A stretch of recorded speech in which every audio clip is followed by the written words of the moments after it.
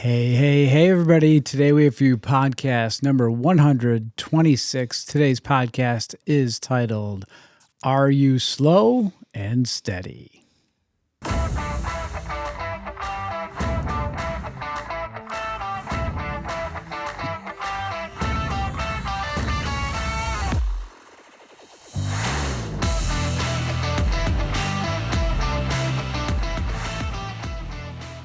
Hey, everybody. Welcome to this week's edition of your weekly Limitless Life Network podcast. We are Dr. Pete and Sandy Lombardi, and this is the Limitless Life Network podcast where we flesh out the limitations that are preventing you from reaching your goals and living the life that you are called to lead. So, we've got a lot of things to talk about today, and we have a lot to be grateful for. You, the listener, is, first and foremost, we've been thinking about you a lot. And so thanks for tuning in to the show. And Sandy, what do you got to say for yourself today? We are having a very chilly time here in the Northeast. And so a lot of our topics this week have been evolving around things we've been doing out in the snow, I guess. So it's winter. So we are having winter weather, and I actually love it. I think actually more and more people that I talk to are loving it too. It's peaceful. Really, I mean, it's a lot of work. We'll touch on that. Pete has to do more of the work with it, but it feels like you're living in a snow globe. Yeah, I enjoy it though. I enjoy it brings a bit of a challenge, and it's kind of, I don't know, it's kind of fun. You like that? Yeah, it's kind of fun, you know? I mean, yeah, we'll talk about that too. So you got a backstory for us today? Well, a lot of it's yours, but I went to visit, part of it is I went to visit a neighbor yesterday, Brittany, and well, I'll give you the backstory. So it was her birthday. She's our neighbor down. And so literally it's down our long driveway and across the street. But we have got 18 inches of snow yesterday, and the wind is blowing like crazy, and I have Brooke. So I'm like, well, it'll be a good outing. We'll walk down and give her little gift.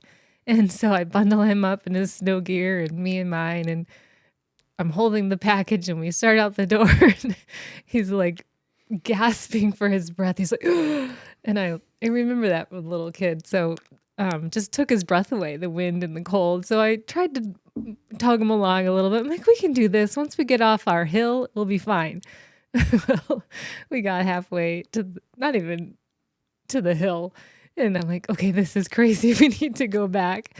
And so we walked back to the house, and I drove down and barely got down the driveway. It was so drifted in. And we get to the neighbors, and she's like, oh, we were just out shoveling. And she's like, I had a flashback to when I was in my 20s, and my grandfather was shoveling his driveway. And so I drove over there to help him. And, I'm strong, and I'm 20 years old, and I'm taking these huge shovelfuls. And he looks over to me and said, and I hope I don't botch this up on her, but slow and steady wins the race. Just because you can lift that much snow doesn't mean you should or need to. And so a lot of our first point is from that. And Pete, as I was telling him that, said, well, I spent my evening shoveling out the garbage pen. Yeah. So, it's funny because, the night before I spent time shoveling out at my office. We have this pen that holds garbage cans. It's kind of just, you got to have it, right? So, and every year when it's wintertime, I think, I should put a roof over this thing so it doesn't fill up with snow.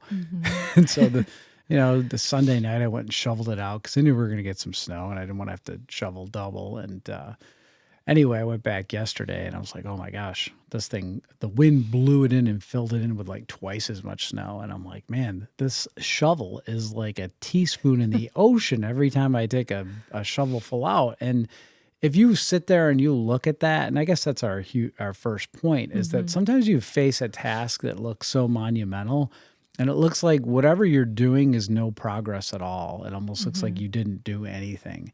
But the point is that you can get through a massive project by just taking, these tiny scoops, one scoop at a time. And, my father was so funny when it came to snow removal. He was, I don't know if he didn't like to use his snowblower or what, but he always had a snowblower and he never used it. He used to like the shovel because it was, methodical, it was slow, and he would just take his time and he would shovel the entire driveway. He'd be out there all day just shoveling little at a time. And I'm like, man, that's dedication. I want to get the job done. You want the plow. Yeah, I want to plow it. I want to snow blow it. I want to just get it over with. But he was just like, just getting into the process and just being methodical about it. He was like that with a lot of things in life. And for us, like looking at things that you face day in and day out, maybe you have got something that's really daunting, and just think of it, that analogy of just taking, every step of progress is progress. Every nail in a house is one less nail you have to put into the house. And every board you put up, every shingle on a roof, whatever it might be, and it could be something else related to your life, and I don't know what that would be, but I think you get the picture. I'm just thinking, like, there's so many lessons in what you shared. Like, I was your dad and Brittany's grandfather, so this elderly generation and the wisdom we talked about a few months ago that we could take from them, and they didn't mind the process. Like, they saw they had patience, I think. So what can we take away from that? Like, having the patience to do the little steps that achieve this greater goal. And I think, like, you and I both are more of the plow mentality a lot of the times. Like, we want to get it done. Like, we feel the time crunch. So I think that's very important, is remembering the value in the steps. Yeah, and I do appreciate it when I get into it, though. That's why I guess I like snow removal, is because you have to do it, and it's not going away on its own. So you just take your time with it, and eventually it's done and it looks good, and you can be proud of the work you did. It's like that with splitting wood too. Like, you need all this wood to burn, and you got all this mountain of logs, and by the time you get it all cut up and then you split it and stack it, it's a lot of work. But at the end, I walked out to the, our wood boiler that heats our house last night, and there was the wood all dry, split and stacked, and, threw a few pieces in, and it heats our house for an entire day. So, gotta love it. Yeah. Yep. Yeah. So that brings us to point number 2, and this is something that came from a sermon that we didn't attend, but we listened to online because of the weather and so forth. So yeah, it's has to do with perseverance. You want to talk about that? Well, the body armor of life. So Jeff Snyder was giving this message, and he referenced James 1, 2 through 4, which I should pull up quickly. Why don't you give a little bit more of the... Yeah, and so, yeah, well, I think and perseverance is something that, I think about whether it's shoveling snow or just getting through something that's difficult, and having the I guess the grit to continue on. And perseverance is a good thing, right? Like, perseverance is teaching us lessons along the way, and there's something about that we all can grow from when we persevere through any trial, any challenge, anything that we face. So the scripture that he was referencing, so he said it's, I think I'll go all the way. Read the whole thing. Dear brothers and sisters, when troubles of any kind come your way, consider it an opportunity for great joy. For you know that when your faith is tested, your endurance has a chance to grow. So let it grow, for when your endurance is fully developed, you will be perfect and complete, needing nothing. And I guess what I was talking to Pete that stuck out to me as we were reading that verse last night was, for when your endurance is fully developed. And I think oftentimes we can stop short of achieving something before the endurance is fully developed. Like, we might think our endurance is done. We're like, I'm spent. That's all I had for that task. Done. I'm guilty of that. I can check out on things. I think before they're done, I'm done. Like, before God's done in me, like, I might think, oh yeah, that's done enough. But there's more work to be done on us as people, I think, before, and that's kind of what this is referring to. So before, when your endurance is fully developed, then you will be perfect and complete. So Yeah, and it talks about trials coming your way. Like if you're avoiding trials, like you're avoiding your development. You're avoiding, you're staying away from things that you need to persevere through, and that avoidance is it's keeping you from what you could become. And I think that brings us to point number 3, which this is a point that I really resonated with, and Jeff was talking about something that he learned in teaching, and that is called the zone of proximal development.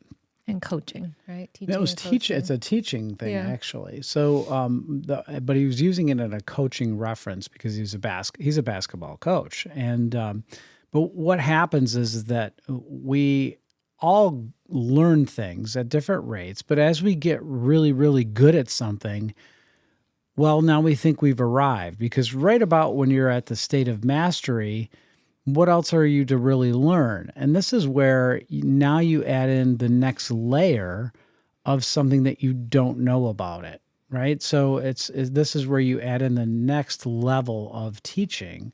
So it's a deeper understanding. Like, oh, you may know how to build a house, but yet you don't know all these shortcut tricks that could make it even better, right? And so there's all these things that we can always be learning. And it's called the zone of proximal development because you're adding the next level.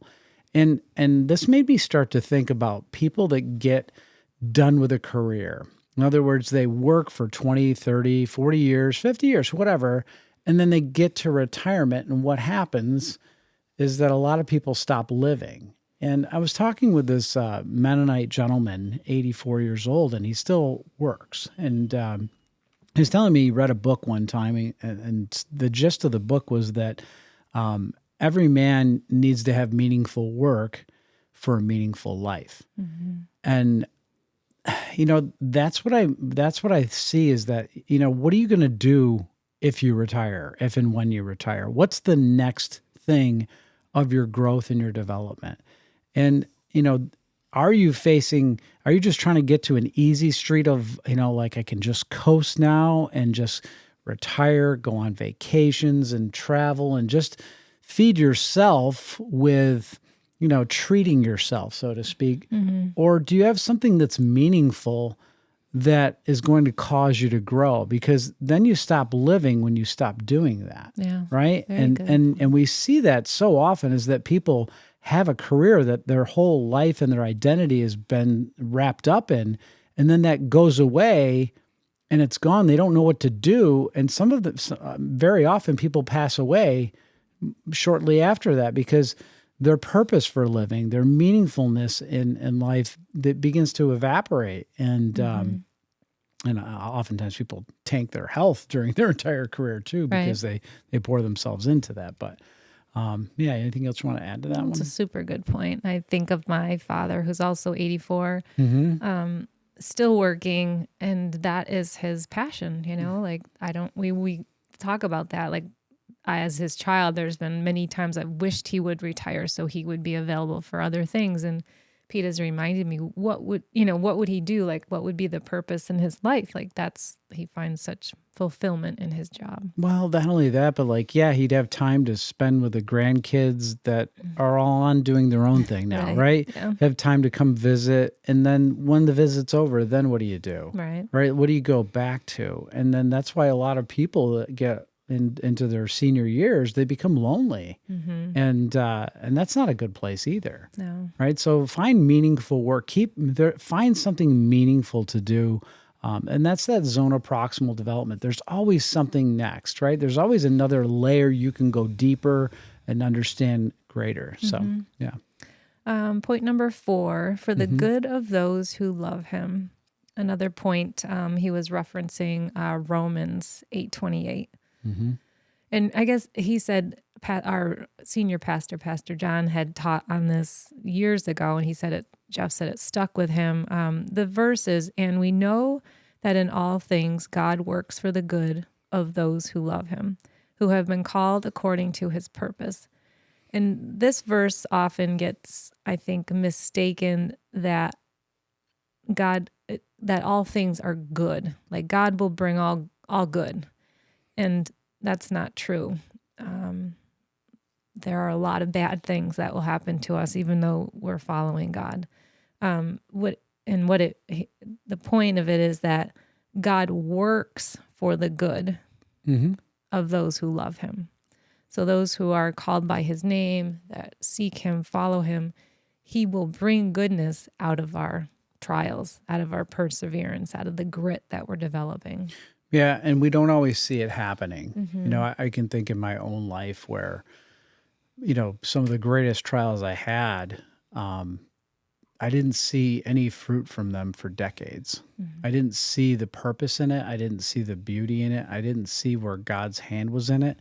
And as a result of that, you can get bitter, you can get jaded, you can get frustrated, and you could get self-absorbed and maybe even start to become very selfish yourself, which I did.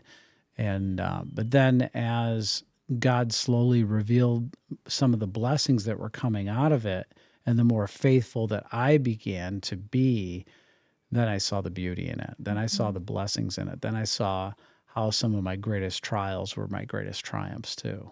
Yep.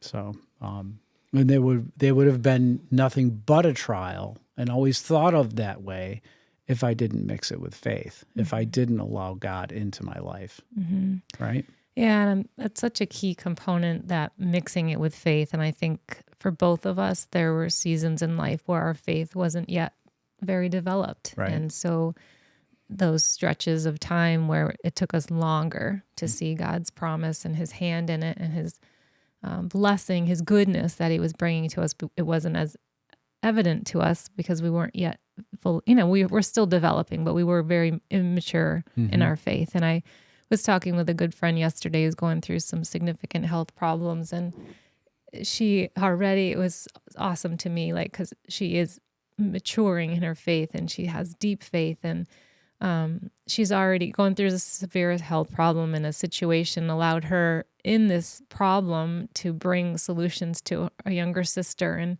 And I just thought, what a gift to like see those promises, or like that the answers of a little bit of why you're going through things you are, to bless somebody else. And she said, I'd go through it all again just because it's blessing my sister. So that's huge. And that honestly kind of brings us to the point number 5 that we wanted to talk about today, from those discussions I had with her, and something Jeff mentioned, is collective.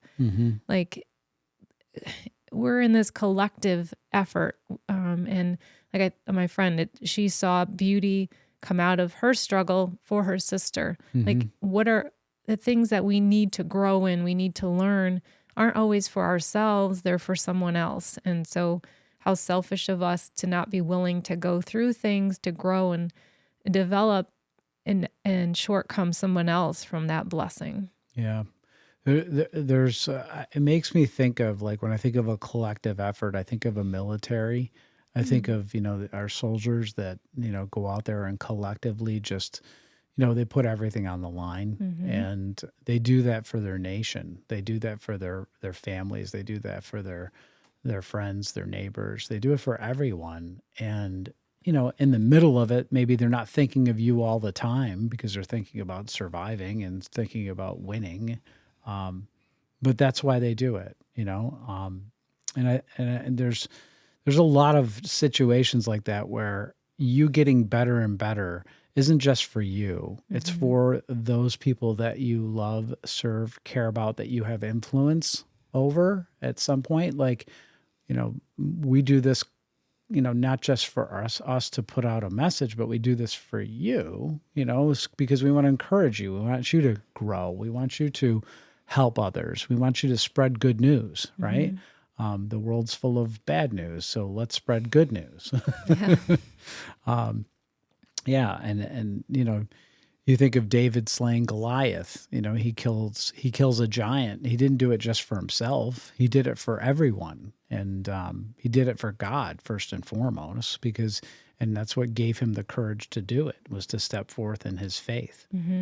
Maybe you triggered a thought with the giant, and he we can champion something, we can slay a giant in an area of our lives, and that makes us so equipped to be that assistant or giant killer for somebody else that's going to face that same thing. Yeah. Yeah. So we encourage you this week to go out there and, face challenges, face trials, do it with a smile on your face, and slow and steady, chip away at things. And we just wish you the best week ever. Anything else you want to add to the podcast? Oh, great. All right. Awesome. Well, thank you for tuning in. That's a wrap for this week's edition of your weekly Limitless Life Network podcast. Be sure to tune in each and every week so you can stay connected, be inspired, and keep moving toward your best life by stripping away your limitations. We'll see you back next week. See you next week.